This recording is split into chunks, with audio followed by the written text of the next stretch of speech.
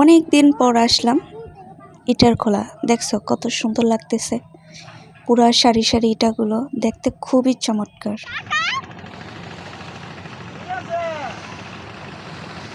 নদীর ধারে আসলে মনটা এভাবেই ভালো হয়ে যায়। নদীর ধারে আসতে মানে খুবই ভাল লাগে। কি সুন্দর ঢেউগুলো দিতেছে, যেমন মনে হচ্ছে মানে একটা সমুদ্রের কিনারে এসে দাঁড়াইছি। তো খুব ভাল লাগতেছে।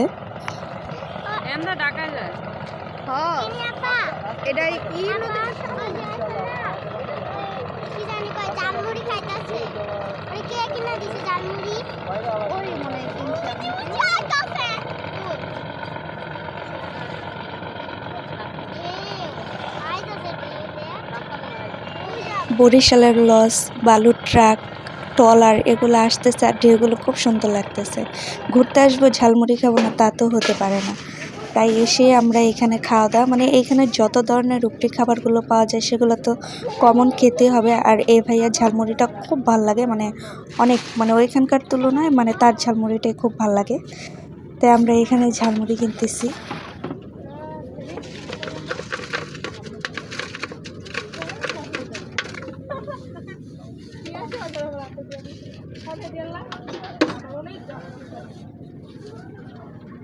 এখানে কয় টাকার ঝালমুড়ি নিয়েছে বলতে পারো?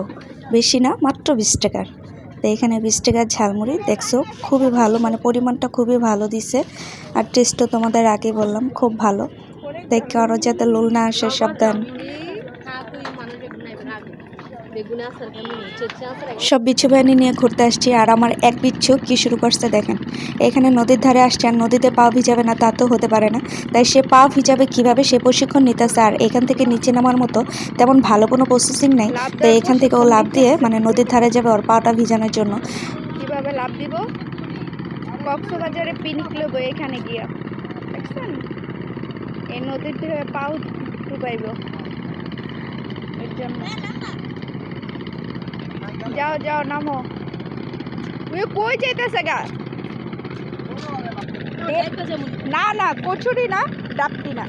আসলে যারা মানে নদী প্রেমী হয় বা নদী যাদের অনেক পছন্দ হয়, আমার মনে হয় ওর মতো এরকমই পাগল হয়। তো এখানে প্রশিক্ষণ নিতেছে, সে কুদিক দিয়ে লাভ দিবে। যাই হোক, একটু উপর থেকে লাভ দিতে তো ভয়ই লাগে।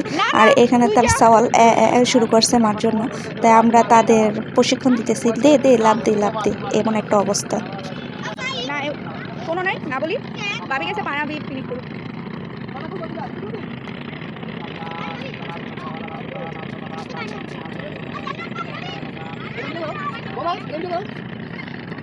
সাওয়াল রে এখানে রাইখা মাই গেছে গা নদীর ধারে।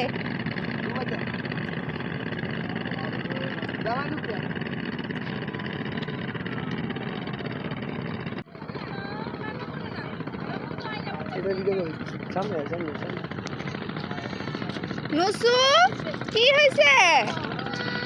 এ যে নুসু, এ যে আপু, আপামনি, এ যে আপামনি কি হয়েছে? তুমি না আচার খাইতেছো? কি হয়েছে? মাই কই গেছে গা? মাই কই গেছে? এ যে আপামনি দেখি, তুমি না আচার খাইতেছো?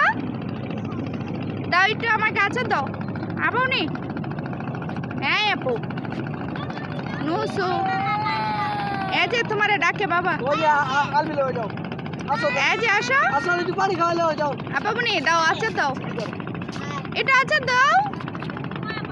কি হয়েছে গো আপামনি? একটু তাকাও না আমার দিকে। এই যে আম্মু এসে বসছে, এই যে আম্মু। এইখানে আসবো আর বিখ্যাত মামার আচার খাবো না তা হবে না, তা হবে না।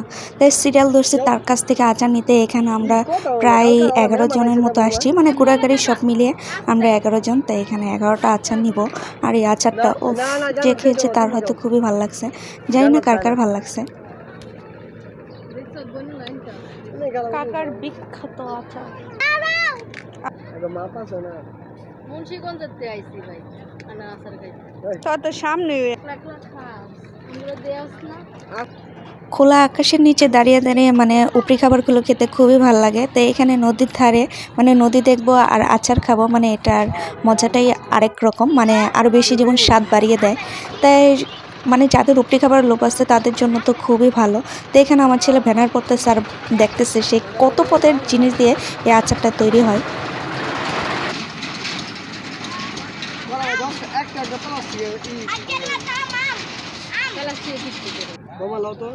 আমরা তো আইসতে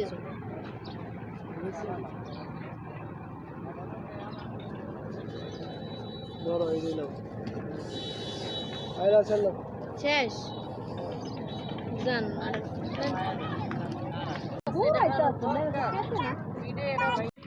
এরকম একটা পরিবেশে শাহরুখ খানের পোস্ট হবে না তা হবে না তা হবে না। তো এখানে আরেকজনের শাহরুখ খানের একটা পোস্ট দিতেছে। তো পোস্টটা কেমন হয়েছে অবশ্যই জানাবেন। তো সবাই দোয়া করবেন। আল্লাহ হাফেজ।